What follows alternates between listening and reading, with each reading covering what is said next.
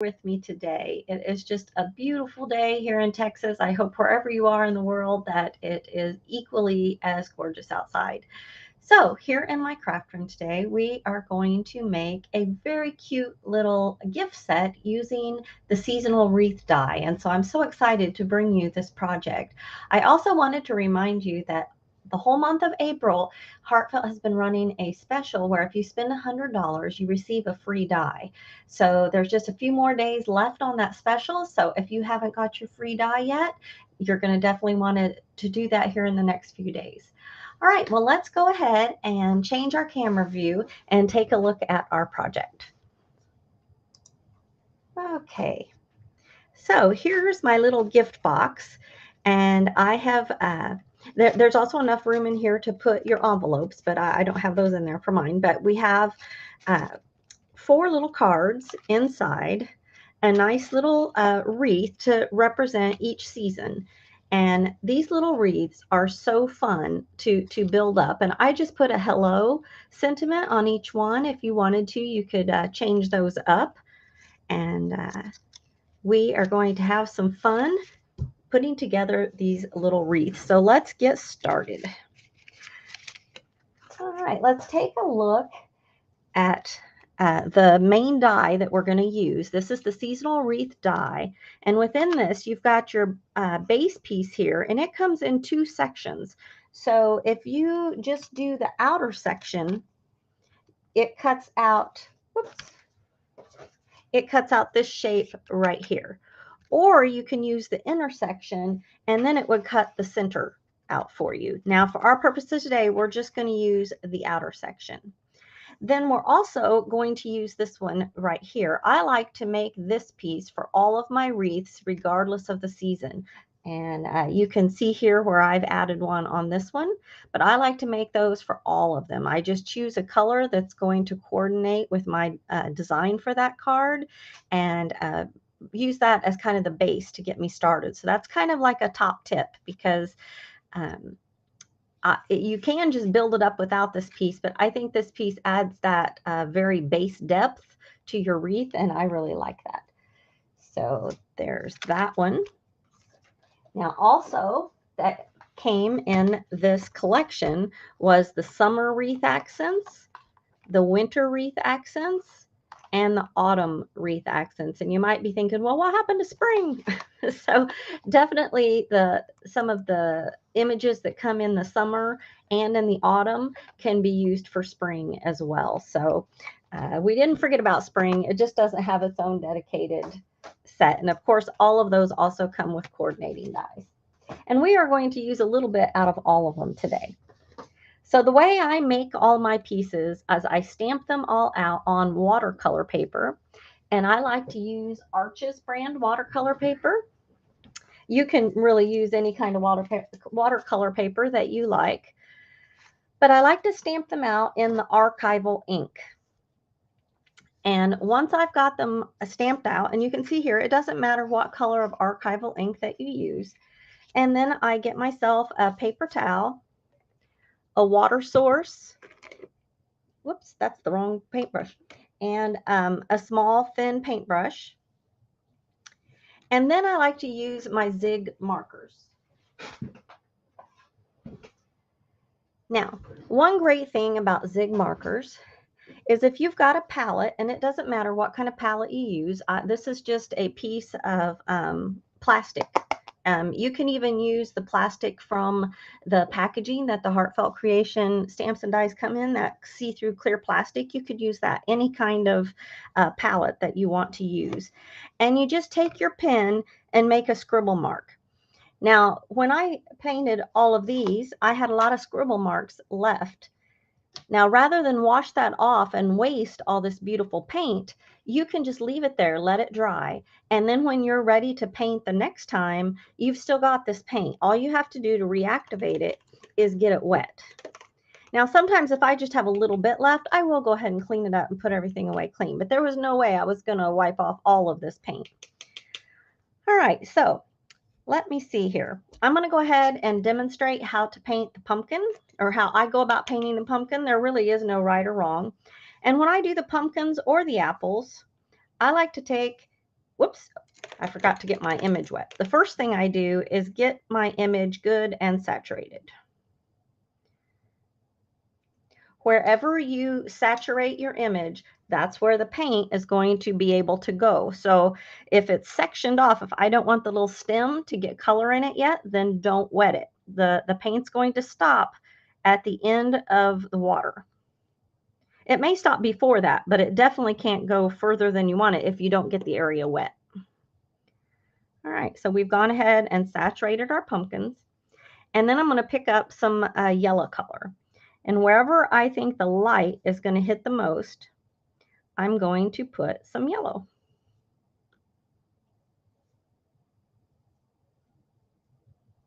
All right.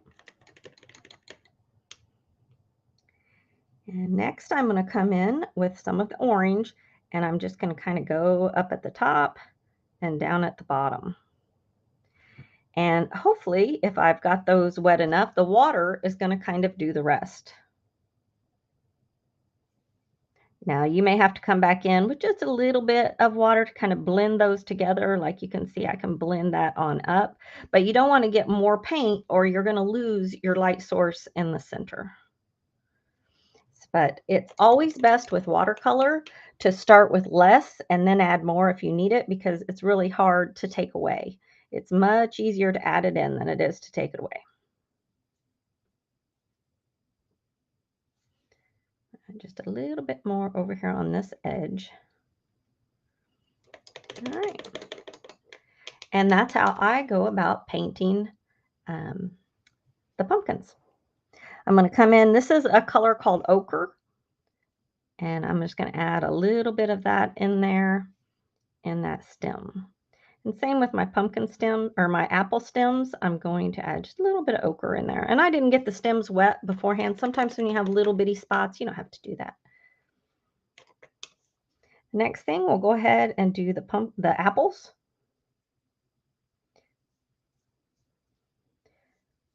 All right. So one thing I have noticed when I go back and watch my videos, I misspeak. Like the words that I'm thinking in my brain are not always the words that come out of my mouth. Just like I just called this a pumpkin. It's an apple. So you'll have to forgive me when that happens. I'm so sorry. All right. We're going to take this color first and kind of go around the edge. And the same thing with the pumpkin. I'm going to do a similar technique here with my apple. I'm going to put a little yellow right there in the center. And then I'm going to come back with some of these different shades of red and just tap that in there and let the water do the rest.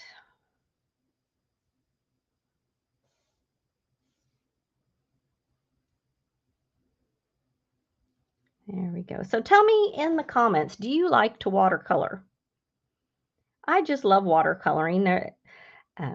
You know, it always turns out just a tad different. And once you get a lot of the paint off your brush, you can kind of go over that yellow just a little bit, and it's going to help shade that in. So that's how I would watercolor the apple. All right, now I'm just going to do one leaf here on my holly leaves. Again, you're going to saturate the image. That's always the first thing you do when you're watercoloring. The paint cannot move around if you don't get that image good and wet. It moves along the fibers of the paper. So I'm going to start with my darkest green that I have. It's kind of like a fern green, not fern, like an evergreen color. And I'm going to put it right up the spine.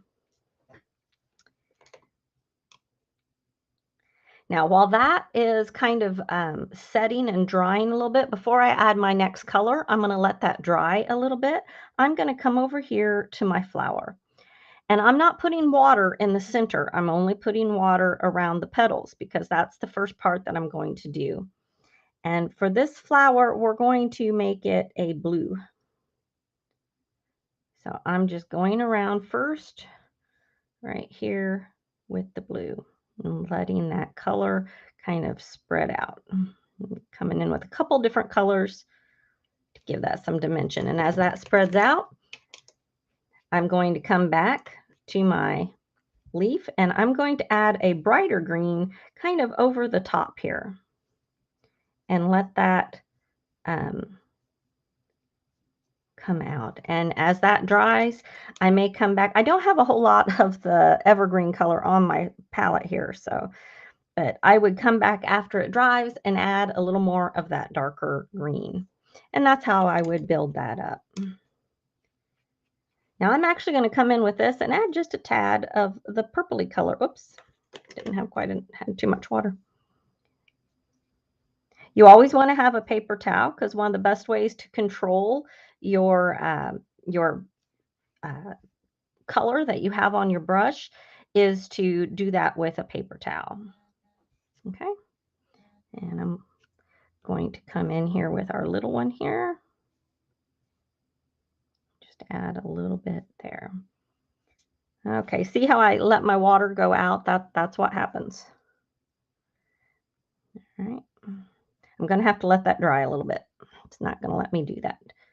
For my stem, just going to add a little green.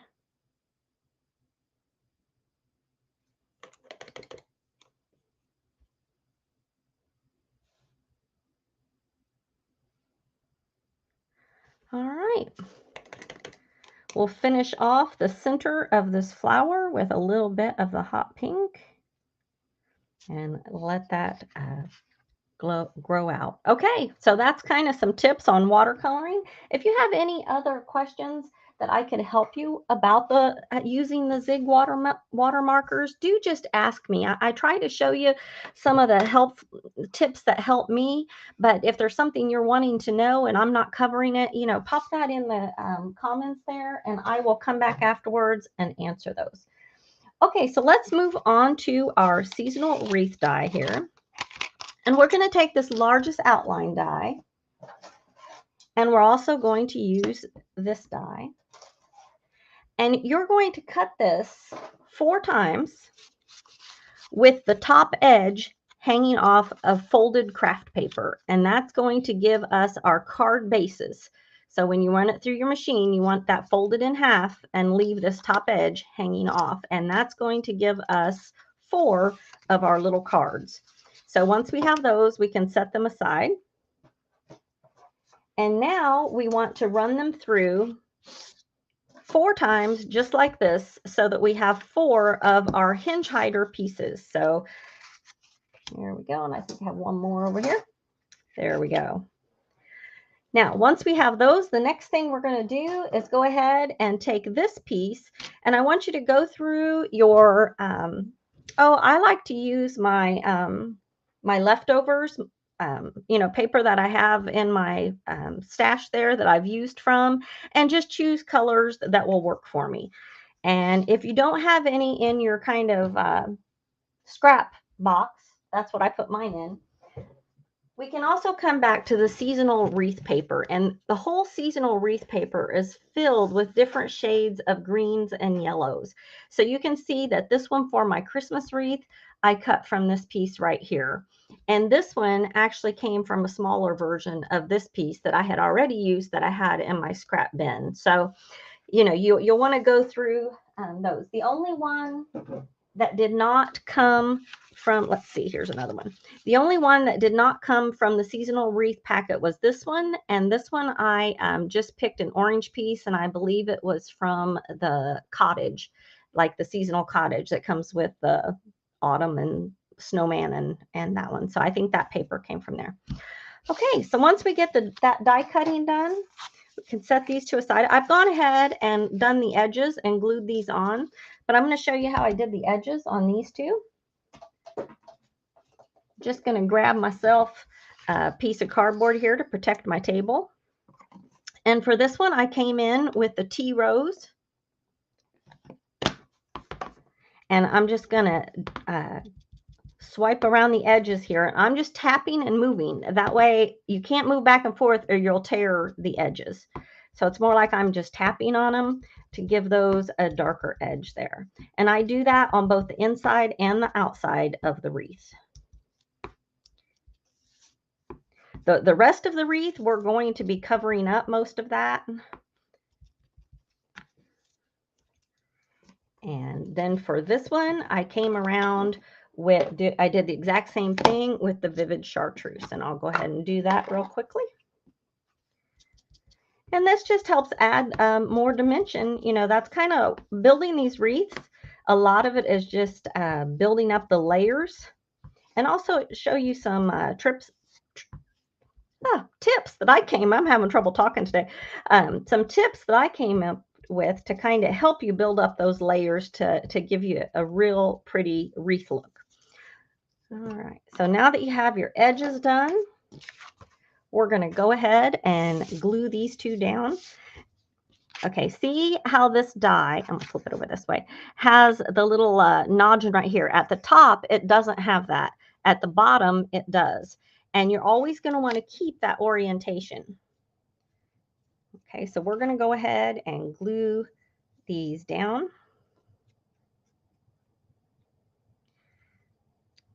I did want to tell you, when I first made all of my pieces, I just stamped everything in each stamp set. And I stamped several and I watercolored several. That way, when I got ready to build my wreaths, I had lots to choose from. It's not like I had a pre-planned idea of exactly which ones I was going to use. So I still have lots of leftover pieces where I can continue to make more wreaths. And I'm really glad I do, because I had lots of fun making these. Once I got started, I could have just kept going and going. Now, I chose to use the craft, but this would also look fun. You could do this on white or any other base color that you like. If you wanted to, I suppose you could cut out the center and do some really neat designs that way as well. All right, so let's start with our winter. I've got my winter pieces here. I'm going to kind of show you my different piles of pieces. I've got some pieces here for my fall, for I guess we'll call that summer, since it's got the sunflowers in it. And then we'll call this spring. Okay. All right. So let's go ahead, and to start off, we're going to start building up using this one right here. So I am going to get my little scissors out, because sometimes I do trim things up. And I'm also going to have my glue gun ready. All right. So I went ahead and cut the tip off of that, because this is going to be one of my first ones. Now I'm only applying the glue right at the top so that there's no glue on the rest of it. I'm doing that for a reason. And I'm always starting at the top. Okay. The next thing I'm going to do, same thing. And that's because I'm always starting at the top, tucking under and building down. All right.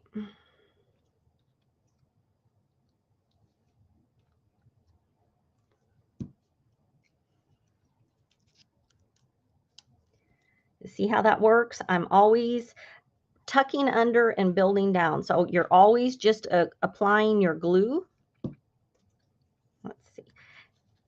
On these kind, there's two, so you can kind of tell which one belongs on which side.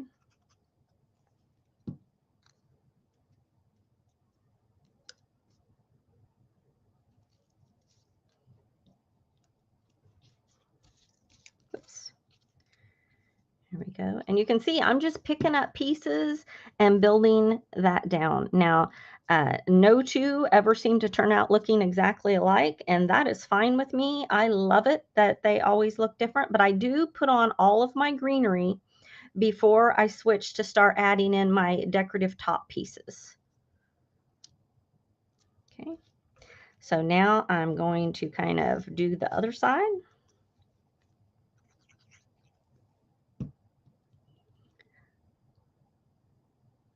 There we go. And you can see how this is just fun to build up, whoops, your bottom piece in, and you're always just tucking it under and sliding it in. And on this one, I'm going to go ahead and cut off that stem some. Sometimes these stems are long and they'll shoot out the side if you don't cut them off. So you always start at the top of your wreath, put the glue on the upper edge, and so that you can always tuck And that's how you can easily keep building it up. Now, I decided I do want one, oops, doesn't go there, one more of these up here. And let's see.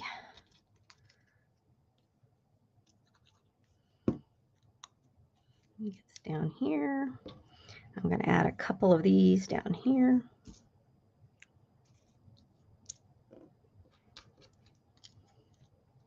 There we go. And I think I want this one to be right over here, but I do want less of it. So I'm just going to cut off a little bit. I'm going to add this one right in there. Okay, so we've got the basis here of our Christmas wreath. I am going to cut the tip off of this one. I'm sorry, my camera is up higher today, and I'm out of the screen, aren't I, here? I'll move it forward. All right, so you see how it's important to start at the top and work your way down. So now that we have our greenery on our wreath, we're going to come in with some of our decorative pieces. So this one I'm going to put right in here, and you're going to work on it kind of the same way. You're going to build them up by tucking under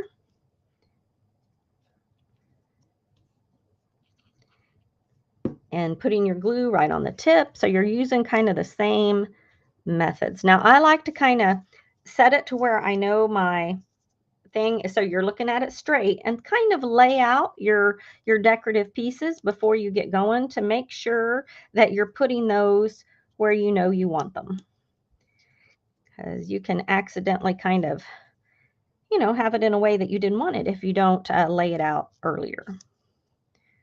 All right, maybe I think I'm going to switch these two. I want the yellow one over on the other side.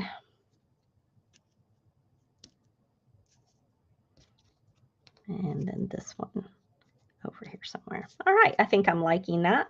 And then I can put my little sentiment right down here. So one thing I do like to do sometimes is to cut these apart. That way I can add another little bit somewhere else.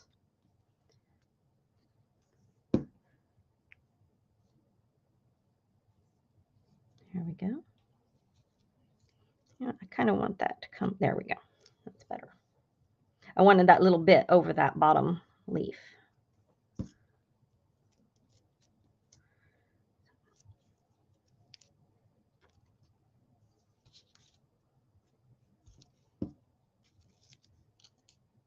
All right, so you kind of get the gist of how I went about building these up.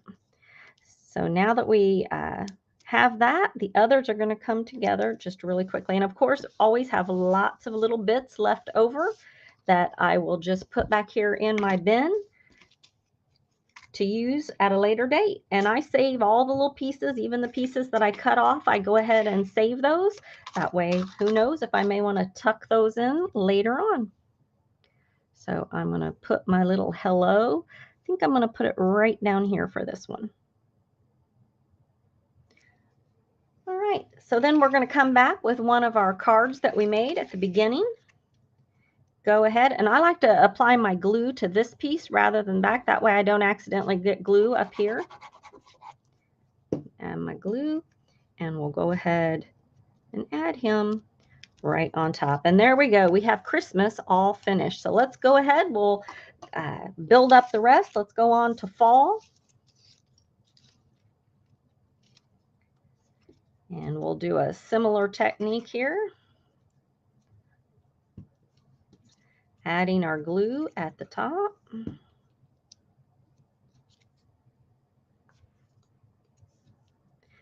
So let me know in the comments, do you already have the wreath dies, and have you put them to use? Are you have you already done this, and have you kind of figured out that it helps to put your glue at the top and kind of build it up like that? Or you know, share with me what you have found that works.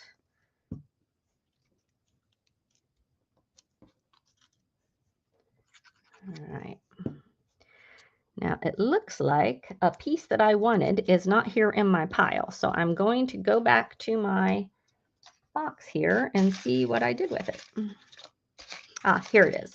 I want this one right here. So this right here piece is a really fun piece that comes in the autumn. We're going to cut that apart and use these little leaves in our design. One of them I'm going to use right up here at the top.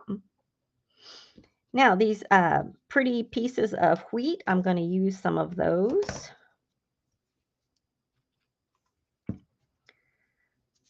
And around, there we go. I'm also going to take some of these acorns, and I'm doing it the same way every time. I'm just putting that glue up at the top and then tucking it under whatever piece is above it that I want to use. So that is kind of, just the system that I'm using, no matter where I'm putting it. I'm going to put it up here, I think, because I want to put this over on this side. This is another acorn. I like them to be a little bit balanced, but at the same time, not be perfectly matchy-matchy, if that makes sense. But there really is no wrong. You can build them up just in whatever way that you like. Tuck that in. Add this leaf down in here. And one thing I did for this, and I had to shorten these stems on the thing, is I glued two together like this so that it looks like two of the wheats together. And then I glued them into my design like that. Okay, now to finish this one off, I am going to put the little owl right in the middle. And to do that, I'm going to come in with just a little bit of foam tape,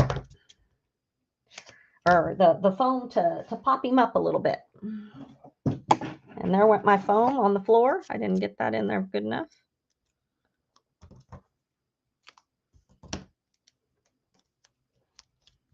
All right.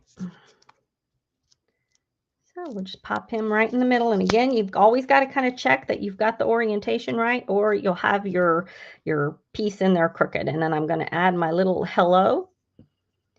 Now, this little hello is not a Heartfelt Creation stamp. I had to kind of dig that out of my stash to kind of find one small enough that would fit. You don't have to make it say hello. You could easily, there are heartfelt words that would be small enough. I just wanted it to say hello. So that's why I kind of went shopping in my stash and found a small one. But I think it's important that we use our heartfelt goodies with so many of our other products. They obviously all coordinate great on their own, but you can get so much more use and looks if you do combine it with some of your other goodies. So there's our fall, and we'll set that aside with our Christmas. And we're going to move on to, did we say this was summer? Okay, so here's our summers. And I am going to start with one of these pretties. I have to remember to keep always keep it oriented just right so that you're not accidentally going crooked, okay? That is just a tip for you. Now, just because one of the greeneries come in a particular set and it looks like it should be fall, but you've used it and it looks like it's going to fit in summer, you can paint it up to work with summer. Like this could be painted in reds and oranges to be in autumn, or you can paint it light green. So don't think just because the package says that it should be a certain season that's where you have to keep it, because you can put those things wherever you think they look good. But do you see how having this piece under there gives you more depth to your design? I found that I really liked that. This one, I was going to kind of go sideways here. Now I am going to cut these apart. You see, this is just like I used this in the autumn one, but now I'm going to use it in this one as well.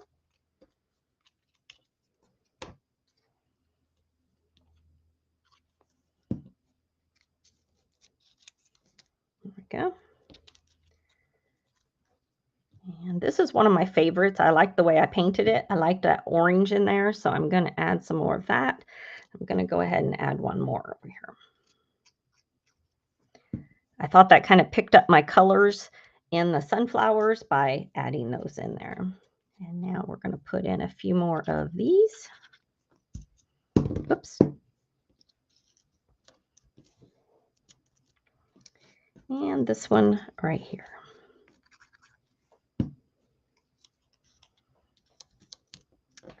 All right, so there's our base greenery. Isn't that fun, just building them up with all those different kinds? I really enjoy making these. Okay, instead of using those, I think I'm going to add my sunflowers. So we can go ahead and put our sunflowers on.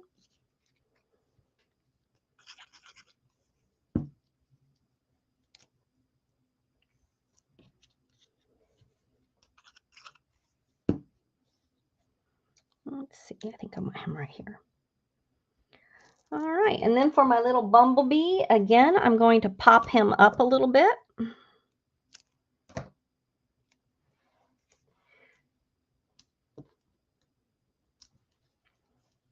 Gonna put him right over here. And then I'm gonna take our little hello and I'm gonna add it right on the other side, just right over here somewhere. There we go. Now, I believe in my original, I also put a little butterfly on this one, and I'll show you here. I had a little butterfly. I don't have an orange butterfly left, so I do have a couple other butterflies, and we'll see if we like either of these. We've got a blue one that we could pop on, or I have a pink one that we could pop on. So I don't know. Maybe they're in the chat. Let me know if you like one better than the other, or should we just leave it off? I don't know. So for now, oh, you know what? I also have another bumblebee. I think I'll do that. I think I'll just put another bumblebee on. Rather than introducing another color to my design here, I think I'll just put another bumblebee. There we go. Okay. All right. Now we'll add this one to a card base. And already we're at our final wreath. Okay, we'll set this one aside with our other two, put our extra pieces in. And this last one is probably the fastest to come together because of these pieces right here. Because the way that they are arched, if you put 4 of them on one wreath, it goes all the way around. So that kind of expedites this one. And you notice how I'm just putting the glue right up the middle, and that way I still have plenty of areas where I can tuck things in.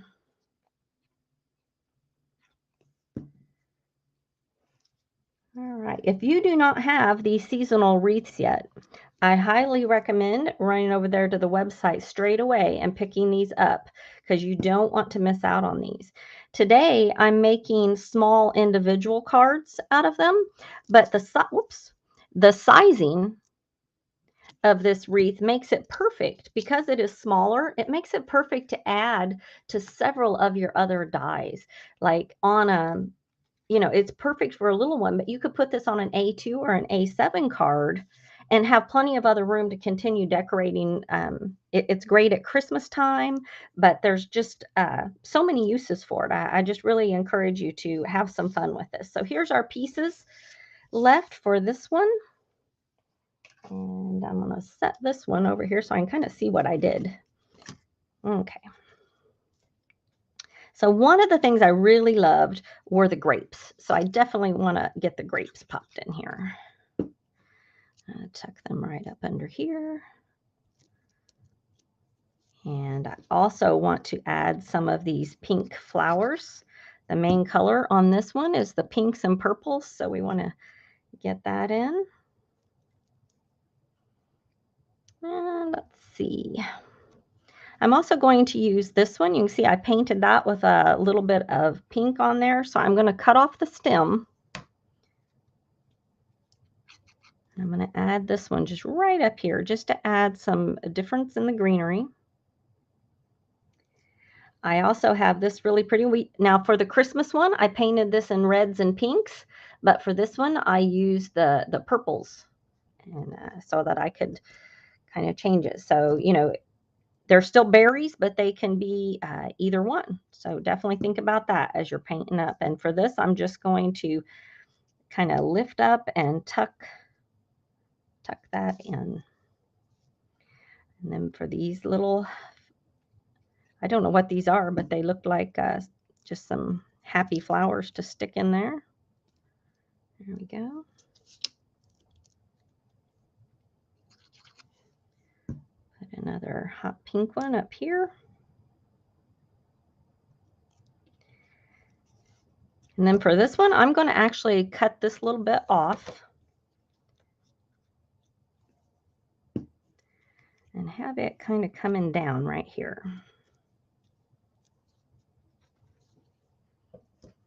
We're going to trim this up a little bit right here.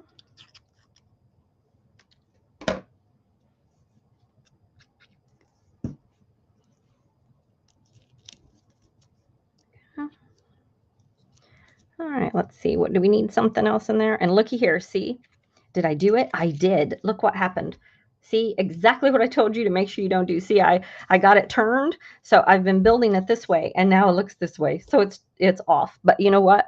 There's never any wrongs. We're just going to keep going with it, and it will be okay. So we're going to add our butterfly right in here. I'm glad I realized the orientation before I finished up. And I'm going to add my hello right up here at the top.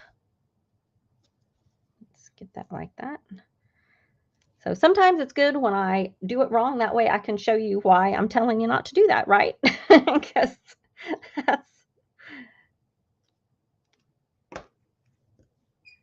that's what we're going to say anyway. There we go. I'm going to tuck this one in. And whoops. I've got so much glue on my finger, it's sticking to my finger instead.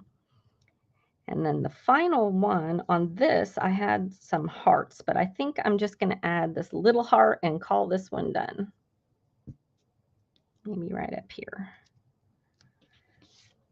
All right, there we go. So our final card, we're going to go ahead and add our glue.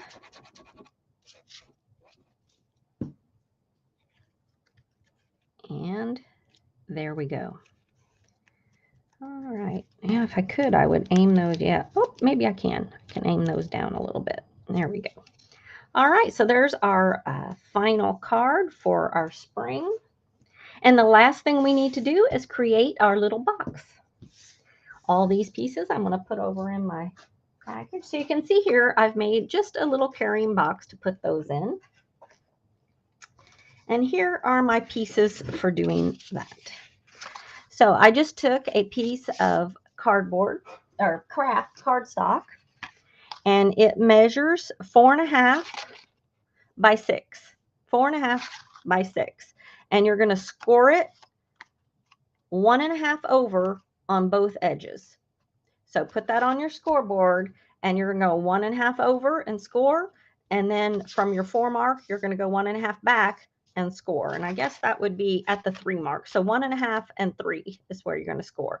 Then you're going to turn it this way, and you're going to go 1 inch in and score. And then at 5 inches, you're going to score. Then you're going to take your scissors, turn it lengthways, and you're going to cut just up to that first score mark. And then turn it the other way. And again, you're just going to cut up to that score mark. And once you've done that, we're going to go ahead and crease and use your bone folder to reinforce the crease on each of those places. Now, to make this, we want to bring these up like this. And on one end, you're going to add some glue. Let it stand up and bring this up. Now, your sides are going to be taller, and that's okay. Now you're going to do the same thing. You're going to add some glue and close that up. Hold that a second, give that a chance to dry. Now you're going to do the same thing again. You're going to add some glue on this side. Bring up this back and close it up.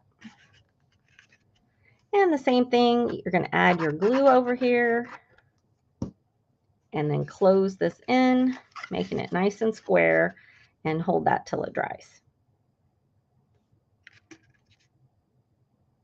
All right. All right, now this piece came from our slimline die with the pretty outline square, and of course I've cut it and made this decorative lace edge. From our main die that we're using today from the seasonal wreath set, I have come back with the bow, and I have made myself a bow. And the way you get this right here is you cut this piece out, whoops, with this piece, and you get, sorry, you cut it like this, and that gives you that purple piece on the inside. Then you're going to cut this out of the white, and that gives you the background. This is a little tricky there. Now, if you cut this by itself, it gives you all these different little sections that you can layer back in there, but I didn't do that. All right, and then I cut my edge pieces here, and I'm just going to glue those onto my little box. And they all measure 1 1/4 tall. This one is 3 1/4 long. Then your edges are 1 1/4 tall by 1 wide. Does that make sense? Let me double measure that. Don't quote me on the ends. I can't remember. I'm going to measure it real quick because I don't want to tell you wrong. Basically, I made them 1/4 inch smaller than all the rest. Yeah, so they're 1 1/4 that direction, and then the same 1 1/4 that direction. So we're good. Okay.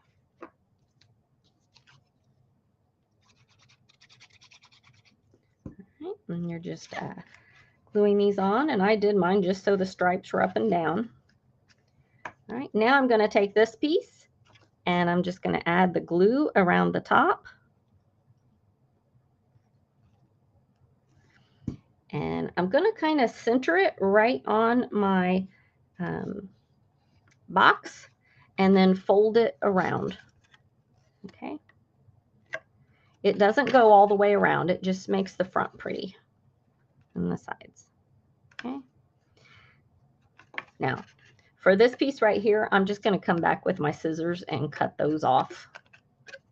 I'm not going to worry about those. There we go. All right. Now this one, this piece, it doesn't quite fit back here. That was all I have left of that paper, so I considered it, but I didn't do it. Now for the front, our bow is going to be a bit too big, so I'm going to have that come up a bit. And I'm going to add just a little bit of foam behind it. And put that kind of right in the center.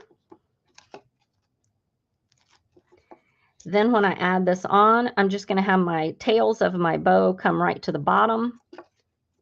There we go. And now I'm going to put my cards inside, and there's our pretty little gift box. And of course you can choose whichever one you want to be in the front. I kind of chose this one just because the colors that I made my bow, and you can get the small square envelopes or create those and pop them right in behind. And here's our little gift box of wreaths. All right, I did want to show you. I also, on the first one, instead of using this bow, I just tied one and put that on with a little hot glue. So that's an option as well. But I kind of like it with the paper bow. All right, I'm going to go ahead and switch that camera back. All right, well, I hope you enjoyed making our little gift set of wreath cards for the different seasons. It's just a cute little thing you can give to somebody, maybe a teacher or a mother or mother-in-law. So all kinds of ideas, but I hope you enjoyed making those. Please remember that this month, you've just got a few days left for the April special, which is spend $100, you receive a free die. So that just lasts till the end of April. All right. Well, I look forward to crafting with you again here in a few weeks. And in the meantime, enjoy being crafty, and I will see you soon. Thank you so much. Bye-bye.